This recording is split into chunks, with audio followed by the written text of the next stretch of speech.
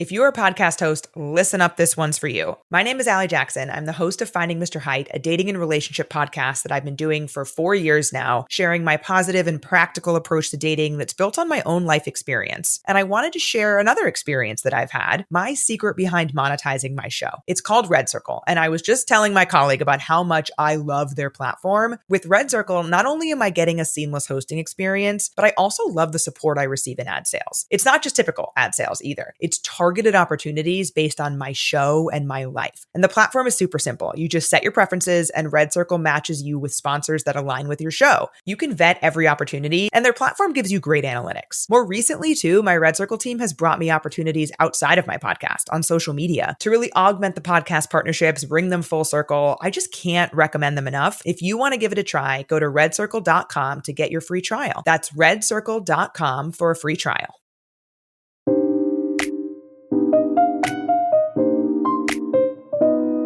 Hello, listeners. Welcome to Stars of the Golden Age, a show that highlights the lives of legends from film, music, and the birth of television during Hollywood's Golden Age, with a special emphasis on their lives behind the scenes.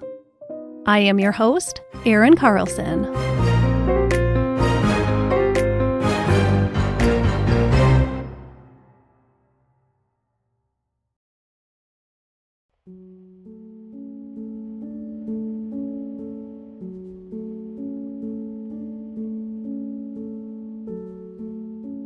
Today, the conclusion of Thelma Todd's story. Last week, I discussed her early life, her film career, her marriage, and her divorce. This week, I will talk about what came next for Thelma Todd, her career after the ending of her short but tumultuous marriage, her new business venture, an extortion scandal, and her tragic death and the theories surrounding it. Please listen to part 1 first if you haven't already. Before I begin, I would like to give a special shout out to a new Patreon member. Thank you so much to Mary Kay for joining us on Patreon and supporting the show. It means so much, Mary. Thank you. Please listen at the end of the show to learn how you can be the beholder of some sweet bonus content just like Mary. But now, let's dive into the rest of Thelma Todd's story.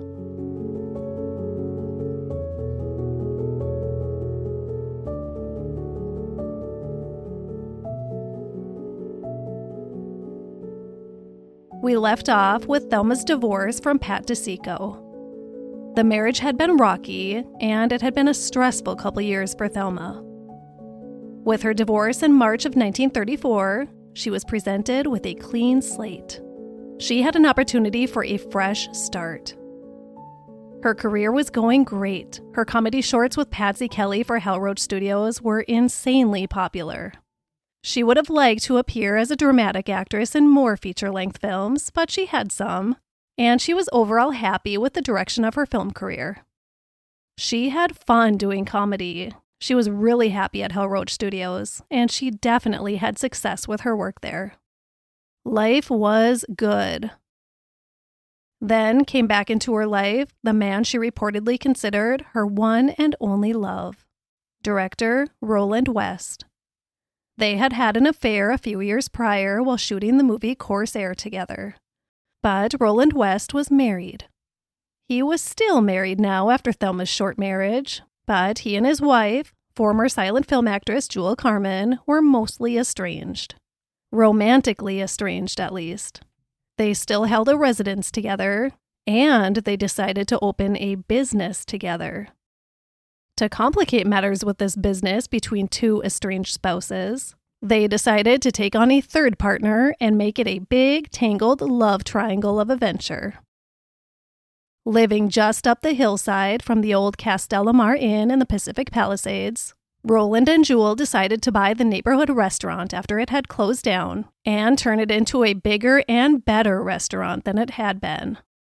But, likely Roland's idea, they thought having a big, fancy, famous name attached to it would boost the restaurant's popularity and get more patrons in the door. It was the midst of the Great Depression, after all. So, Roland called up his former lover, Thelma Todd. How Jewel was okay with this, I have no idea. Thelma found the idea enticing, and she agreed to become partners with Roland West and his wife, Jewel Carmen. Jewel was more of a silent partner, working behind the scenes. Roland planned and curated the restaurant, and Thelma would be the face, namesake, and publicity front for the restaurant. They named it Thelma Todd's Sidewalk Cafe, and from the day it opened its doors in the summer of 1934, Thelma devoted herself to the business. She took great pride in it and was heavily involved with every aspect of its operations. She would bust her butt at the studio all day and then put her all into the restaurant all night. And she wasn't just mingling from table to table as the glamorous face of the restaurant. She was stepping in wherever needed.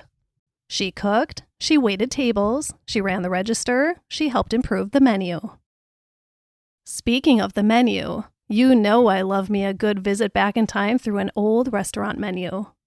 So I'm going to take you on a little journey with me back to Thelma Todd Sidewalk Cafe in 1934, so we can see what kind of offerings we could have chosen from on the menu and how much our meal would have set us back. First, let's order an hors d'oeuvre. Here are a few of our options. Green olive stuffed with anchovies for 95 cents. Stuffed celery with Roquefort cheese for $1. Individual terrine pâté de foie gras for $1.25. Caviar for $1.75. Or antipasto for $1. Then we could get shrimp cocktail, avocado cocktail, oyster cocktail, lobster cocktail, crab cocktail, or fruit cocktail. Those ranged in price from 65 cents to 90 cents, with the oyster cocktail being the most expensive. For drinks, there is the Merry Widow cocktail, which was pretty much a martini with a touch of absinthe. Imagine mixing gin and absinthe together. Super good idea. You could get a bottle of beer for 20 cents, or, quote, the finest glass of beer on tap in the city for 10 cents. Wine was 15 cents per glass, or a decanter for 75 cents. Or you could order up Thelma Todd's favorite, 3 fingers of a good rye whiskey. Not a drinker? No problem. You could have coffee, tea, iced tea, milk or buttermilk, orange juice, pineapple juice, grapefruit juice, tomato juice, or everyone's favorite juice to enjoy with a meal, sauerkraut juice. I'm not even kidding. And it would only set you back 15 cents. You'll find me with a 10-cent beer in front of me instead of that. Okay, on to dinner. Good luck choosing from these options. Spaghetti a la Sidewalk for 35 cents. That seems like a good deal. Real Mexican chili a la Sidewalk for 25 cents. You could get crab, lobster, oysters, or shrimp. Planked steak for $1. They had every cut from sirloin to filet mignon. I say that like I know what that means. I've been a vegetarian for 33 years, but I live with a raging carnivore. A steak sandwich was 45 cents. Pork and mashed potatoes, 35 cents. You could get sandwiches, hot dogs, turkey, chicken, salads. If Thelma Todd Sidewalk Cafe didn't have it, you didn't need it.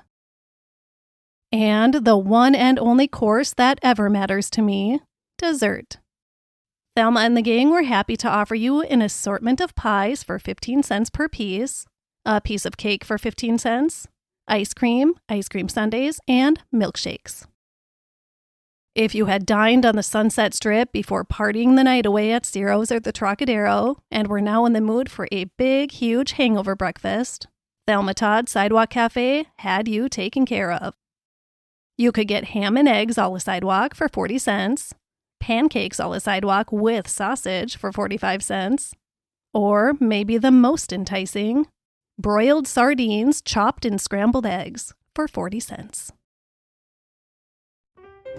Upstairs of the restaurant, there was an exclusive private club called Joya's. Joya's was luxurious and safe from the public eye, and one could visit by invite only. Here is how Thelma herself described it.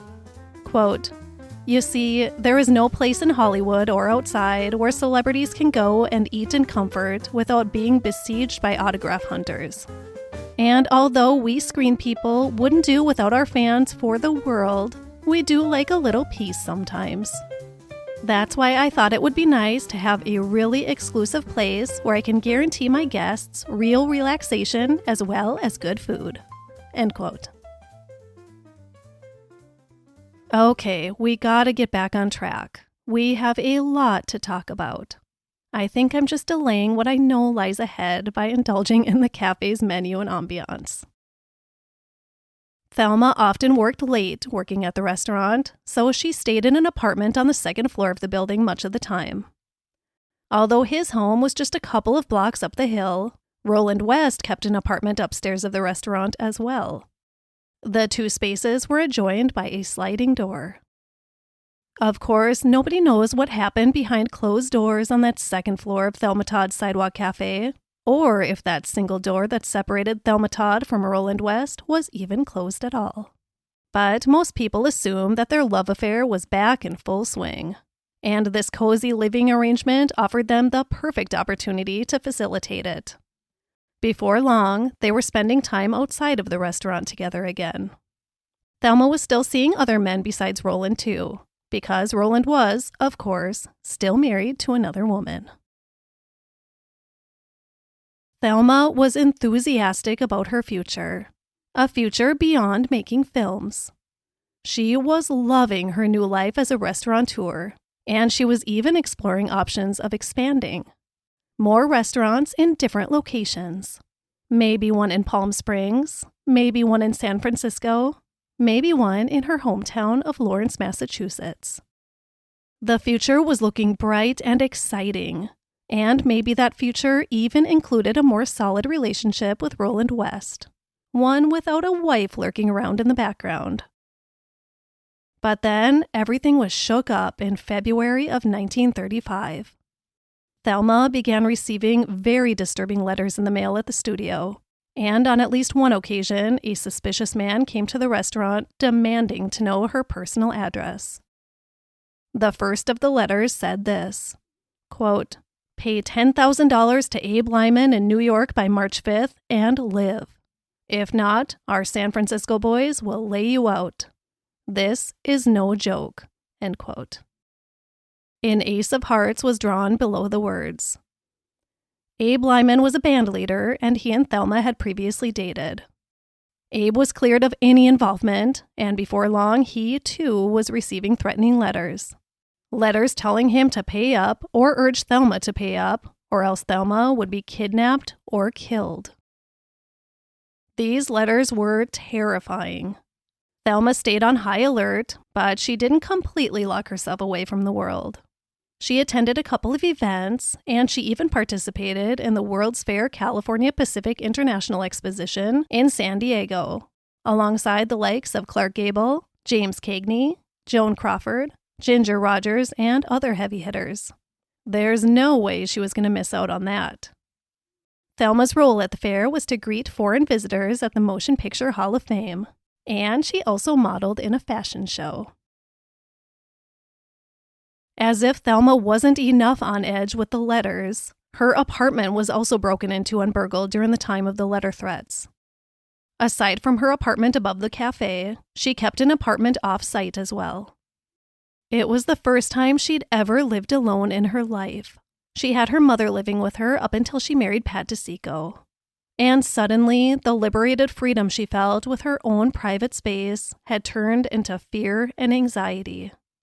Her complete address was published in the papers after the burglary, so she felt completely exposed and worried of more break-in attempts. So at this point, she moved permanently into the apartment at the cafe. At least there were other people around all the time there. Even with a slightly more renewed sense of safety, Thelma went into lockdown once the letters continued to roll in and contained more terrifying threats. She went to the studio, but that's about it. She had her devoted maid, May Whitehead, answer all of her calls and even examine every single piece of food she ate before it entered her mouth. And guess what? One day, May found tiny pieces of glass in Thelma's food. It was never determined who was responsible for that. It seemed like the threatening letters were never going to end, but then the extortionist made a mistake. He mentioned a name in one of his letters, kind of just in passing, Richard Harding. And then, several weeks later, Thelma received a fan letter from a Richard Harding, gushing a little too creepily about how much he adored her and was requesting a photo. She recognized the name from the threat letters. The genius also put an address to the name Richard Harding, an address in New York to send the photo to. Police went there, and there he was, the man who they were sure was behind the letters. It was the building's janitor, Harry Szymanski. He was married and had 2 children, and he had no criminal history. But still, he was charged with attempted extortion, because he just looked suspicious. But you know how you hear about those criminals that crave the attention and notoriety for their crimes? Well, a man named Edward Schiffert was one of those criminals. He was a mentally unwell 26-year-old man who lived with his parents at the apartment building cared for by Harry Szymanski, the man that had been charged with the extortion of Thelma Todd. Schiffert did not like the attention the other man was getting, because he was the true extortionist behind the threatening letters. He eagerly spilled everything to reporters and the FBI. He said it was all him. Harry Szymanski was just an innocent man who was unfortunately in the wrong place at the wrong time. A man who police thought looked suspicious, so he must be guilty. Handwriting analysis confirmed that Edward Schiffert was the man who wrote all of the letters. Schiffert was sent to a psychiatric hospital and analyzed and studied in depth. He admitted his reasoning behind the terrifying letters. He was madly in love with Thelma Todd, obsessed with her, although he had never met her. He wrote the letters as a favor to her, to provide publicity for her and boost her presence in the spotlight. Edward Schiffert was committed to a New York State mental hospital. The several months-long ordeal was finally over for Thelma Todd. She could live a normal life again. She became very involved in church and helping families in need as the holiday season got underway in 1935. In early December, she herself donated 35 huge filled baskets of food for struggling families. And she even personally delivered the baskets herself. She went one step further by making sure those families were added to her personal Christmas list so she could send them a card and gifts every year. She loved to help people. She especially loved helping children. Aside from her church in LA, she also regularly sent money back to her home church in Lawrence, Massachusetts.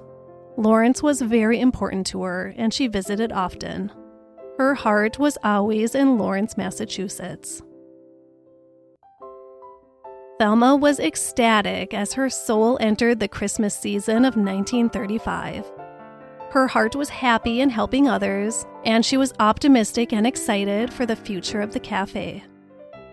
She and Roland were planning a huge New Year's Eve gala so they could share their hard work at the restaurant with others. Thelma was so excited for that evening. But sadly, Thelma Todd wouldn't live to see the new year.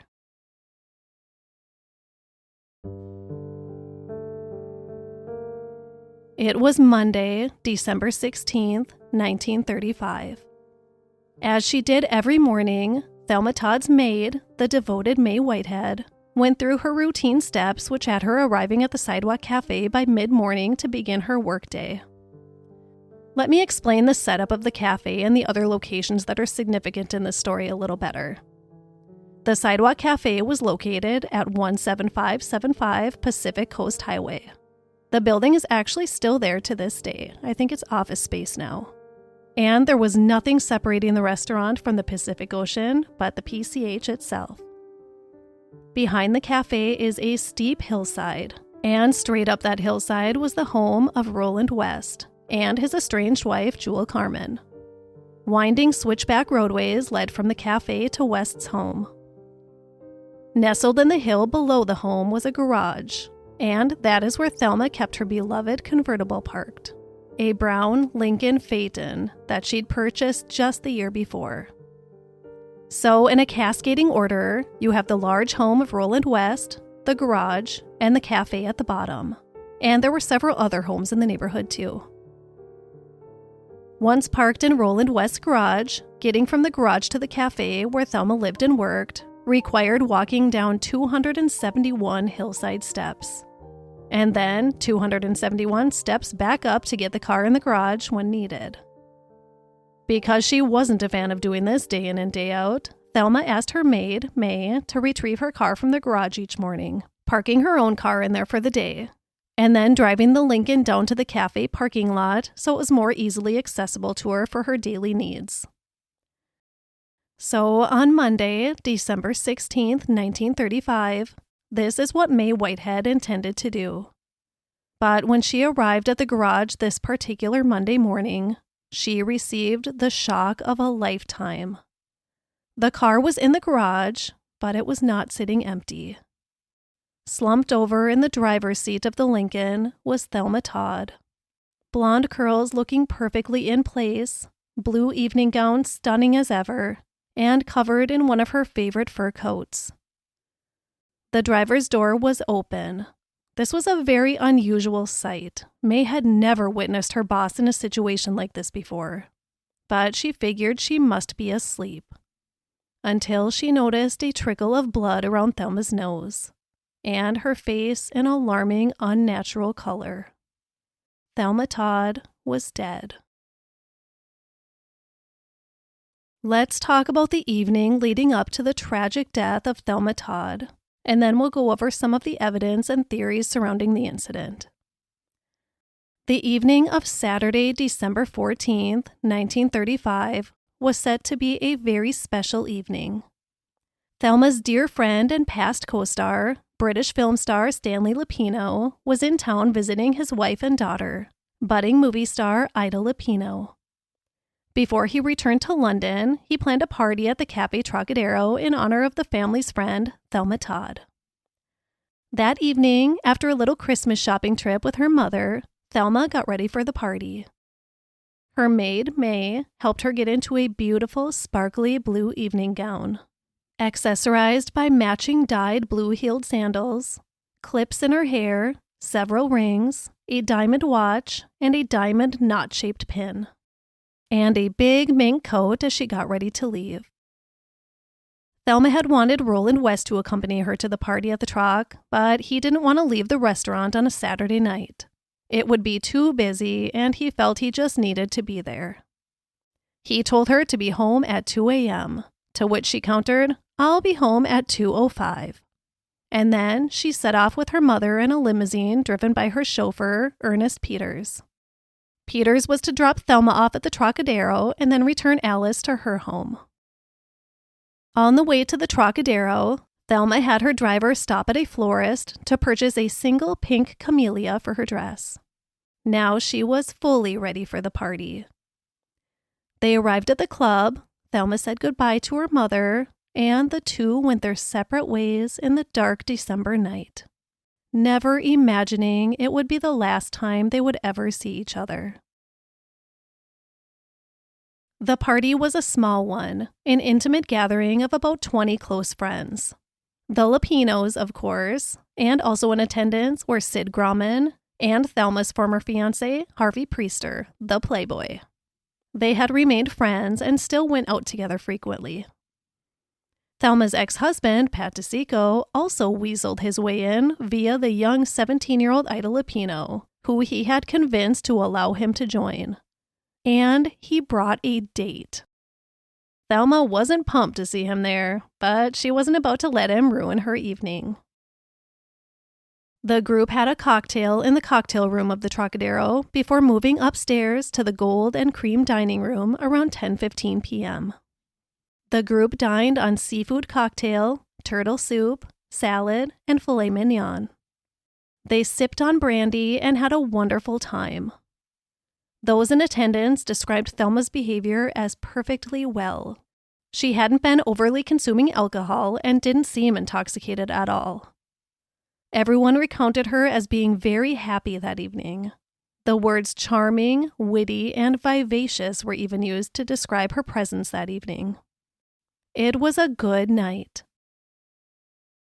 Thelma left the Trocadero with her chauffeur, Ernest Peters, at about 3:15 a.m.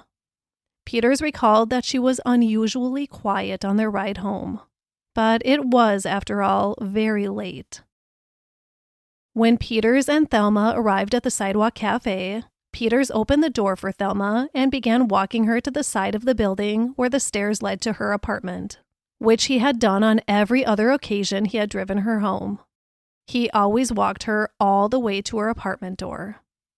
But she insisted on getting herself to the apartment door and told him not to accompany her this evening. He found this very unusual, but of course he obliged. He didn't feel comfortable with it, but she was the boss.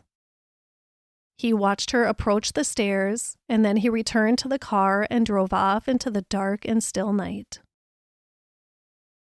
The following morning, patrons arrived at the cafe for breakfast as usual.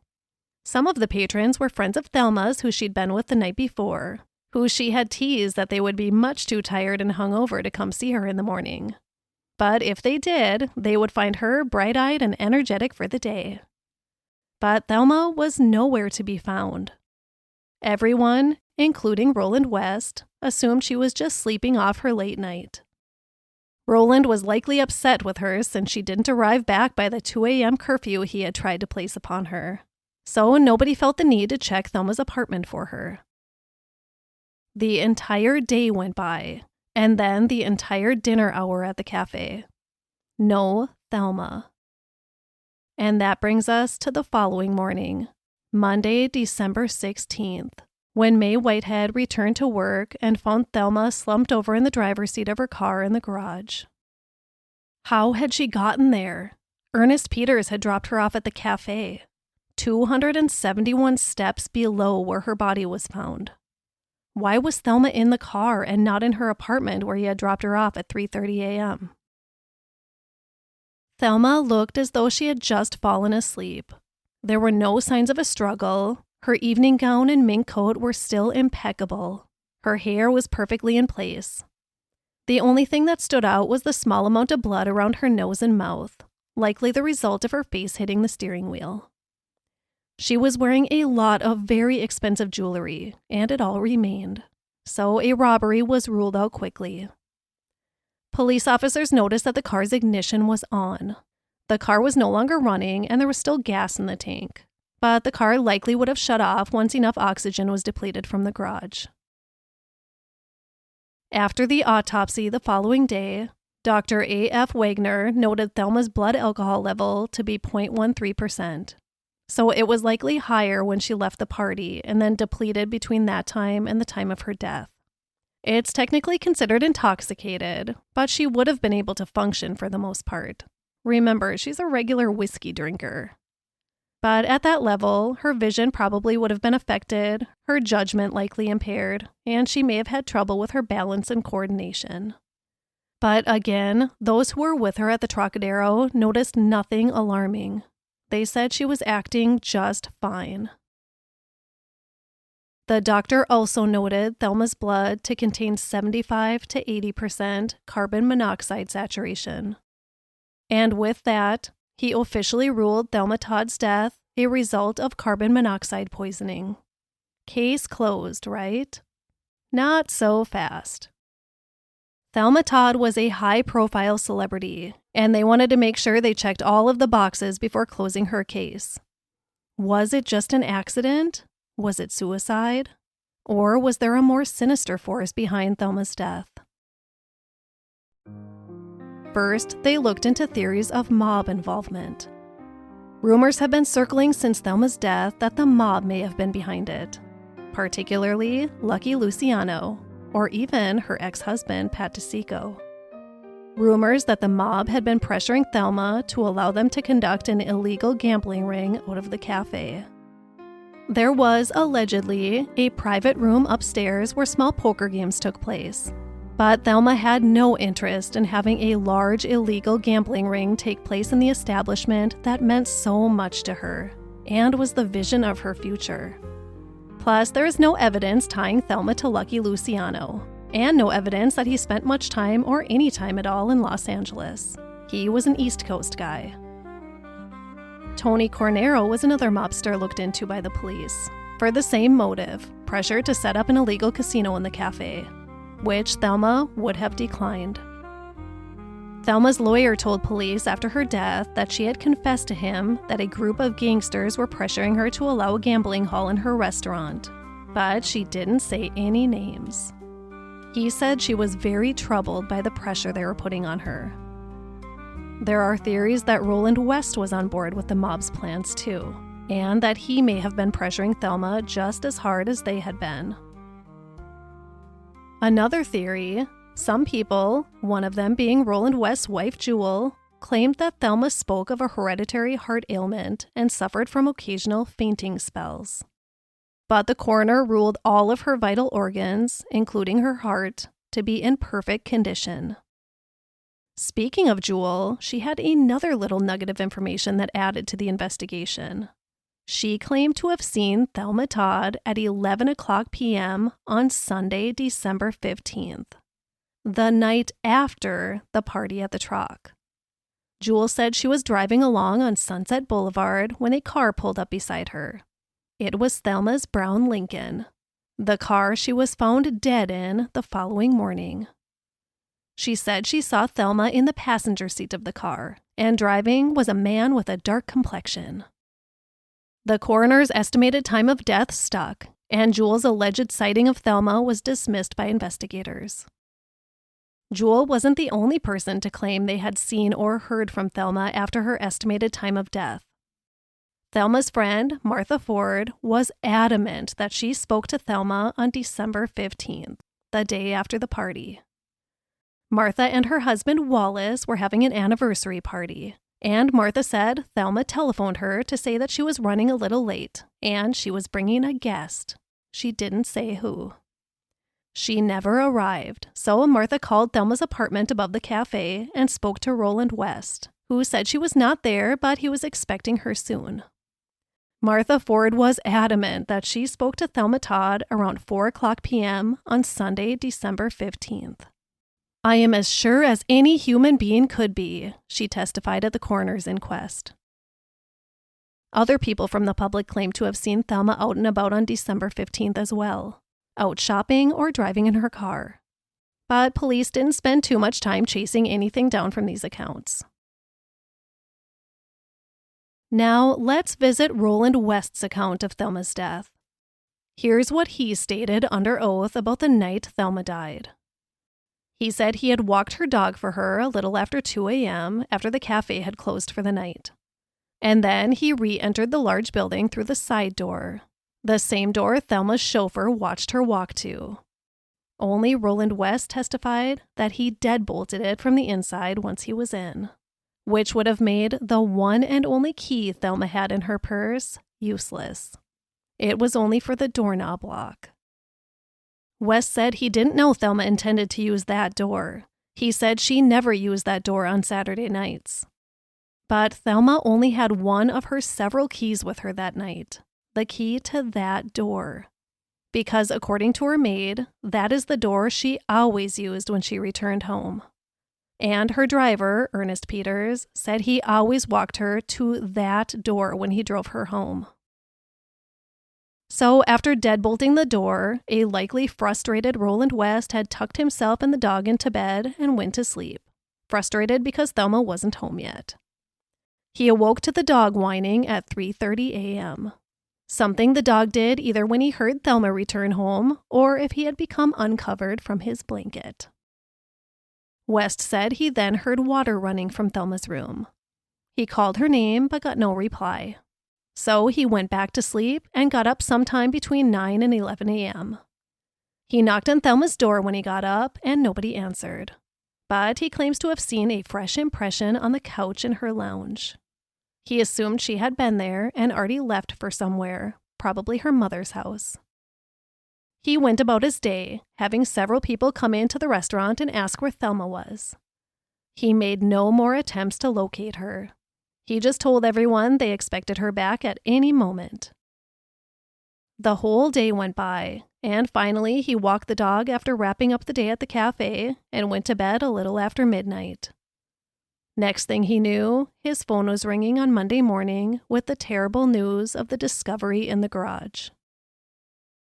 His theory, then, was that once Thelma realized she couldn't get in that side door, she made the dark climb up those 271 steps that led to the garage that held her car. The garage was never locked. He theorized, then, that she either intended to stay there for the next few hours until the world around her began to wake up, or she was going to drive to her mother's house. He said she likely wouldn't have pounded on that door at the cafe or tried to break in because she had done this before and Roland had been irate. She would have wanted to avoid another confrontation like that after coming home so late.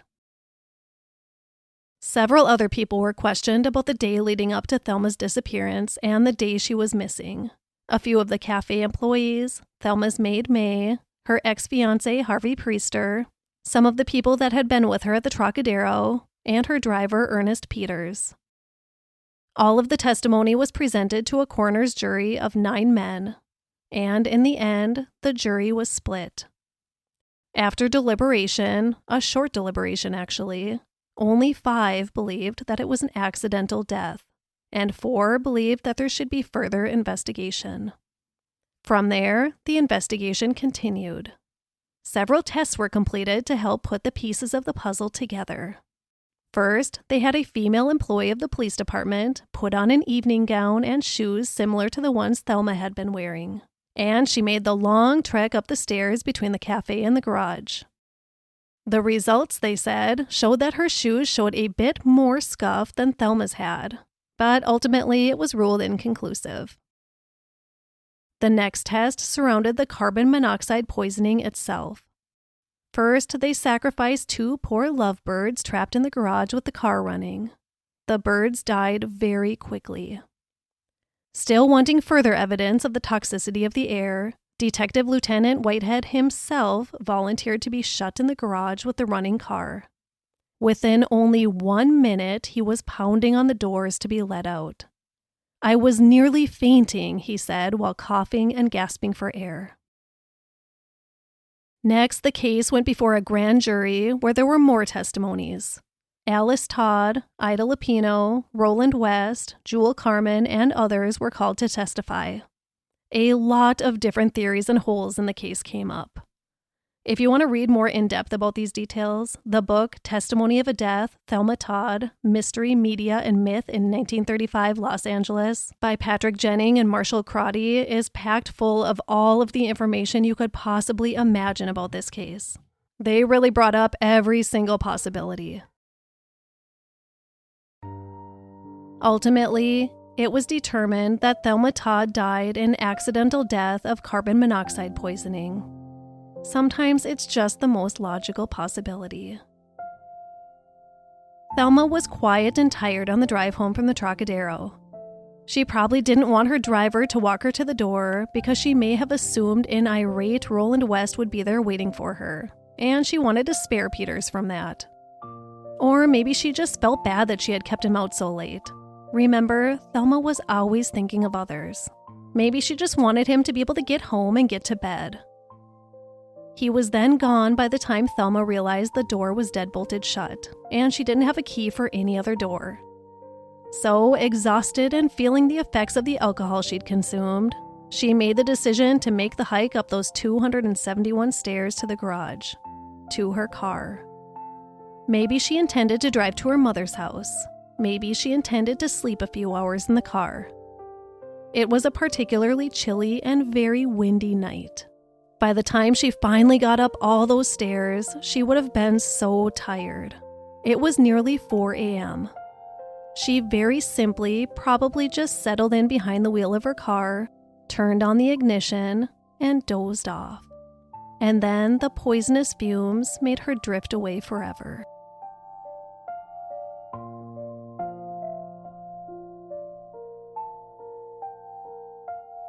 Thelma's mother, Alice, full-heartedly believed that her daughter's death was nothing more than a tragic accident.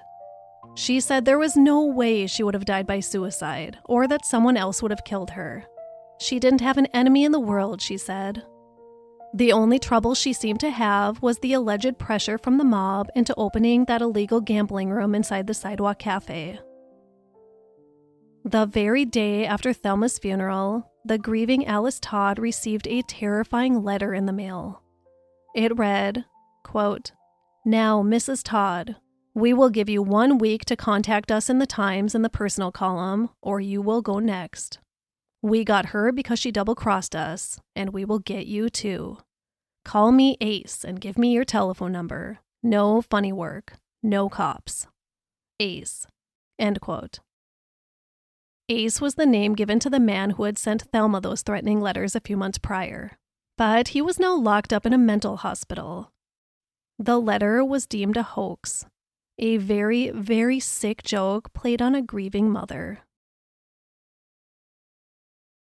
Thelma Todd laid in state at the Pierce Brothers mortuary, and an estimated 10,000 people came to pay their respects. Her private funeral was held at Forest Lawn Cemetery and was invitation only. In attendance were her comedy partner, Patsy Kelly, her former partner and still good friend, Zazu Pitts, plus Dan Laurel and Oliver Hardy, the Lupinos, Sid Grauman, Eddie Mannix, Joseph Skink, and many other prominent Hollywood figures. Thelma Todd was only 29 years old when she died. In conclusion, Thelma Todd was a talented and vibrant woman whose life was cut so tragically short. 29 years old is just getting started, yet look at all she had accomplished already in her life. She had been crowned Miss Massachusetts, she had been a model, she was a very successful and talented comedic movie star, she owned a restaurant. She'd seen great tragedy, and she'd seen great triumph. She'd loved, she'd lost, she'd learned lessons. She was threatened with kidnapping and murder. She had dreams, big dreams. She was supposed to have several more decades to fulfill those dreams. She wanted to expand her restaurant business into an empire. She wanted to marry a man who loved and cherished her, and she wanted to be a mother. She wanted to have 12 babies, she once said. All of those dreams were ripped away in an instant on that fateful December night in 1935. I can't help but think about Thelma's mother. Alice Todd had survived a mother's absolute worst nightmare when her 7-year-old son was horrifically killed. She had survived it. She had to. She had a 4-year-old daughter to raise. Alice was there for Thelma through the trauma, through her childhood, through her young adulthood of finding her way in life, and through her transition into making movies and her move across the country into a new life. Alice and Thelma were very close. They were best friends. Thelma was all Alice had left. She'd lost her only other child, she'd lost her husband, and now she'd lost Thelma. That poor woman. After Thelma's death, Alice Todd returned to Massachusetts. She died on December 18, 1969, 34 years and 3 days after her daughter's death. Alice had kept Thelma's ashes with her for the rest of her life, and when she passed away, the mother and daughter were laid to rest in Massachusetts together. Thank you, Thelma Todd, for being a model of such kindness and compassion. Oh, how I wish the world would have had the chance to see the greatness you still had left in store. And thank you all for listening.